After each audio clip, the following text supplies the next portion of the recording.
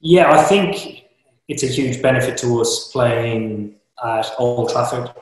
I think particularly if we play on a wicket that we think we're going to play on, which will hopefully be slow and take a lot of turn. That's very useful considering that's both our weakest point and it's more than likely what we will play in India in 2023. I think if we had a choice of grounds to only play at for the next period of time, this would be one of them. It exposes us in a number of different areas and we need to get better at playing on those types of surfaces. I think over the course of probably the last 4.5 years, we had to wait either to play at Cardiff or Old Trafford or go away on a winter tour to experience those conditions. So hopefully learn more and upskill in what we need to do to try and get better at playing on those types of pitches.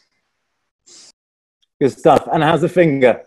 Finger's good. Yeah, fit to play tomorrow. So delighted with that. Actually, on that note, all of the squad are available for selection, which is great.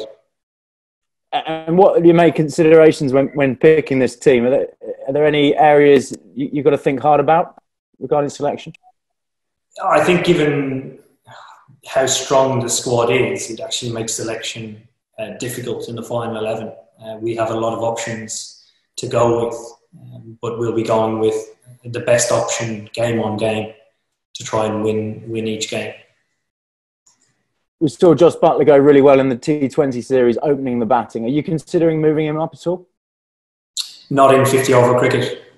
We've had probably one of the strongest opening partnerships or top 3 in the world over the last 4 years. I think probably in comparison, India and Australia are the only two to either be better or compete with us. And throughout the World Cup was the same. So yeah, we'll be sticking with the same formula. The two guys at the top are exceptional at what they do. They operate in the manner that we want to continue to play, which is great. So your faith in Johnny Bairstow hasn't wavered at all, despite a tricky summer? Yeah, for me, he's number one. I think he's the number one variation bowler in the world at the moment. He's continued to improve his game. His span in pace that he bowls has expanded, particularly this summer. And I think as regards to test match cricket, the ball is in his court, whether he wants to play or not, whether the drive and the ambition is still there.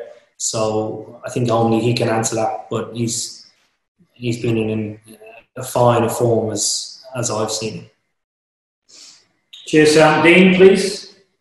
Success and getting the right results. I think the expectation outside of our own group is probably higher than it's ever been, and it should be. I think we've been an incredibly talented group of guys that have proven that they are very good players, and collectively, if we perform together, we're a hard side to beat. So I'd much rather go in with a weighted level of expectation than none at all, and then a win comes as a surprise. I think we've grown into being comfortable with that expectation over the last few years, and slowly it's crept into our minds as well, just through levels of performance. Thank you. Cheers. Rory, please, and then Paul. Absolutely. Joe's one of the best players in the world. He has been in great form recently at Yorkshire, so hopefully he can take that form into this series. I think throughout the World Cup, again, he reiterated how valuable a player he was to us. And I think he's undersold a lot of the time in white ball cricket. He's extremely versatile in what he does. His dot ball percentage is unbelievably low, his average is high, and his strike rate is high. So from number 3, that's all you can ask, really.